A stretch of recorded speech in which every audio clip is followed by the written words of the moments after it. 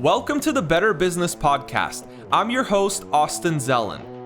Join me week after week as I interview high-level entrepreneurs on their journey to success, both in business and personal development. Each week presents new stories to learn from and new ideas on how to run a better business. Stay updated with all the guests we'll have by subscribing to this podcast. How important would you say networking and relationship building is in business? I would say it's huge. Yeah, I would say, again, back to just outside sales calling. And the more you network, the more you make a name for yourself, the more you strive to realize you're developing a reputation, and also realizing you may be developing a reputation or name that's going further with people you don't even know. And so you have to be careful about what that is, because in my industry, and I'm not going to mention names, but over the years, there's been a lot of bad apple names out there in the trade, whether it's managers or estimators or owners or whatever the case may be, where you drop a name and everybody's like, oh, and so right away, there's this big reputation. And so networking, getting out there, meeting different people, different businesses, different events, and also, really trying to maintain your reputation, your name.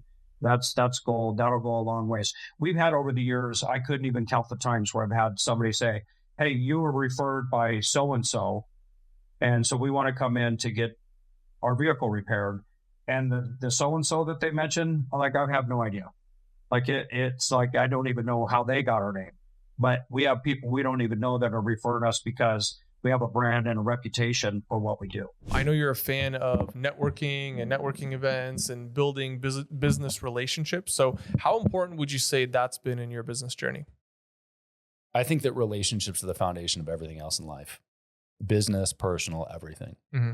I think that you are foolish to try to make transactional relationships. Mm-hmm. And I think the best thing that you can do in business or life is adjust your frame from ROI to ROR and look at the return on the relationship over time.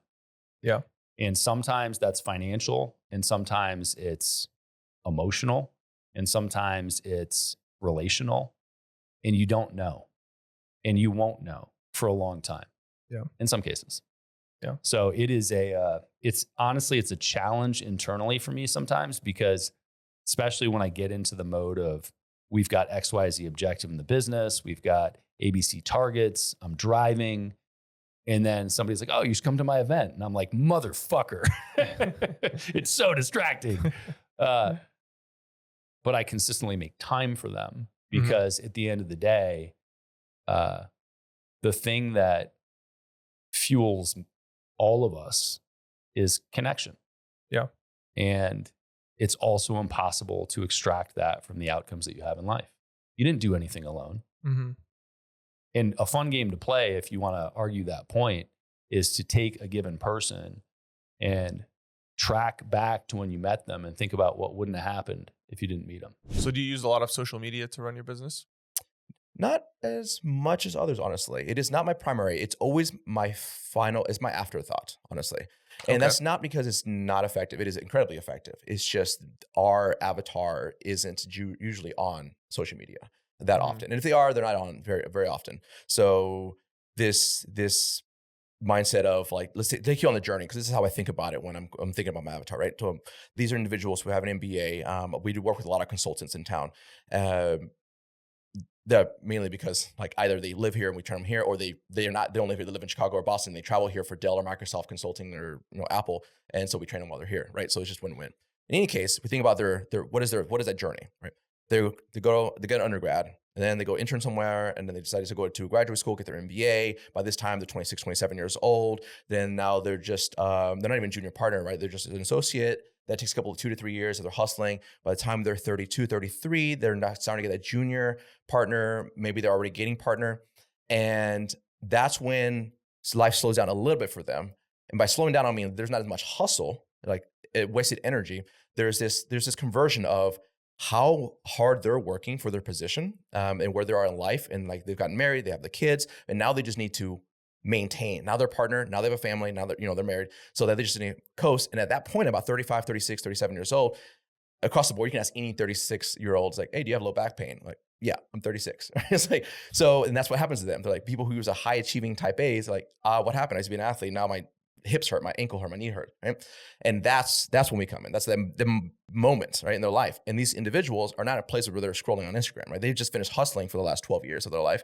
And so even though we do leverage social media, mostly for our other products, because we do have virtual products for that, but for our main avatar, our main source of revenue generation is our in-person clientele. Those are the ones that we focus on. What do? They either ask their assistant or they themselves will go, back hurts, need help, something, right? And then like, boom, there we are every single time. Yeah. And like, yeah, does your back hurt? This is how you rehab it, whatever. So qualifying ourselves that way. However, for our virtual services, we do have social media. We kind of leverage that a lot more. Yeah. Awesome. I love that. I think you painted a really great picture on like who your perfect avatar is and how they're finding you. So what strategies have you used to attract that top talent? Like, let's say you want the best hairstylist in all of Washington. Mm-hmm. What do you do to attract these people to your business? It's such a combination. I think that's part of our brand, right? Like really getting it out there, who we are and what we're doing. So that's obviously all of our social media. And I think even being in Bellevue Collection, it tells its own story. And then we do spend a lot of time going into schools, recruiting, connecting. We don't necessarily, we're not trying to go out and like seek people, but we are really putting out. We have a great marketing person that's like putting out videos and talking about what we have to offer and just really kind of getting our story out there. And so that does bring in people that are attracted to that. Yeah. So it's all about getting attention because what you have is quality and doesn't matter how good it is if people don't know about it. Yeah. So you have to also get attention in combination to the quality. Yeah. Yeah. So have you found paid advertising or maybe just organic social media content to work better for you? We have hired marketing companies and tried paid advertising, and that has never worked for us. We've never been successful in it. I think it's always been the organic for us. It's the relationships, it's the things that we create in-house that really tend to get attention. Yeah, I have not figured out how the paid situation is successful. Were there any big challenges that you faced along the way of growing that business and figuring out what exactly you wanted to do and how you wanted to do it? Yeah, so definitely challenges along the way. Early on, it was figuring out, okay, how to build a team the right way and putting operational structure behind different things. And honestly, a lot of my, challenges kind of go back to, okay, how do I systematize, the different things that I do? Because I have big ideas and I am primed to like go fast and grow fast. But sometimes when you go fast, you break things. So that's kind of my issue. I think people, you have to figure out what that middle ground is where you're going to build quickly, but in a stable manner. I think that a lot of entrepreneurs are hardwired for the grow fast, but also some people who maybe are looking to get into entrepreneurship, maybe they're used to the 9 to 5, might be hardwired to grow slow or go too slow, right? And so it's that middle ground, but basically, going really, and you kind of want to go fast and then fix things fast as well. So that's kind of like the piece too. But basically, I think that the biggest kind of challenges early on was figuring out how to, who to hire, how to hire them, and how to know that I have the right people on the team because we went through, some different people. And then as we grew, some of the other challenges that we faced was, not realizing that we need to make sure that we have the right people in the right seats on the right bus. We kind of ballooned our overall team, and we had different bloat in different areas, and I had to learn how to be like an actual CEO. So it's like, I feel like you put on the title of CEO, but then you realize what it really means to be the CEO is that you actually have to make some tough decisions. And it's not just about adding. Sometimes it's about like strategically pruning things. The same thing in ad campaigns, right? Like if you're launching ads, and I teach that all the time, you got to see what works, what doesn't work, and cut what doesn't work. And so I think one of the biggest mistakes I made is just wanting to kind of like collect and build more different, offshoots of the things that we're doing, different people. And more recently, I've realized you got to also know when to prune and to cut things back. Yeah, no, that's very important. I mean, it's not always about adding, like you said. Sometimes you gotta adjust things in the organization. And you mentioned another interesting thing is how you were able to grow the business side of it from 50 cars to 200 cars a year, which is pretty incredible. And I think part of that is your passion for this industry and the business and all that stuff. Now, what were some challenges maybe that you experienced while growing the company like that? Challenge in the UK space. That's a big thing for us. Real estate is difficult. It's expensive. We're based just outside London. We have good space, but to build new buildings is hard. And then to find buildings where we can keep all these cars close to our base is difficult. So that's always been a big struggle of mine, is that whatever space we have, we fill it. I'm always looking to the next project. So as I mentioned, I've just bought this building, which I've had to overpay for, but they knew that I was the buyer for the building, I guess. But that will give us capacity for another. We have 70 cars in there at the moment, but when we've renovated it, we'll have 4 floors in that building and therefore 250 or so cars. That's always been a struggle.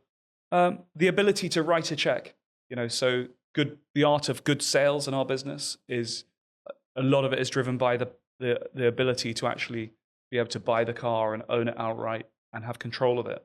And, often when you have cars on consignment, even if you've got a contract in place, it gets quite complicated.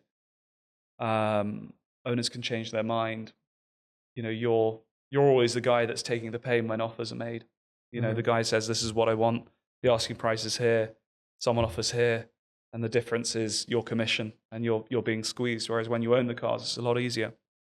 So I think having the funding behind you to buy these cars is important. But we've had such a good run with the industry, and the values have grown so much that it's become harder and harder to own the cars. So we've had to make sure that we keep the money in the business and reinvest in our stock and be smart with it.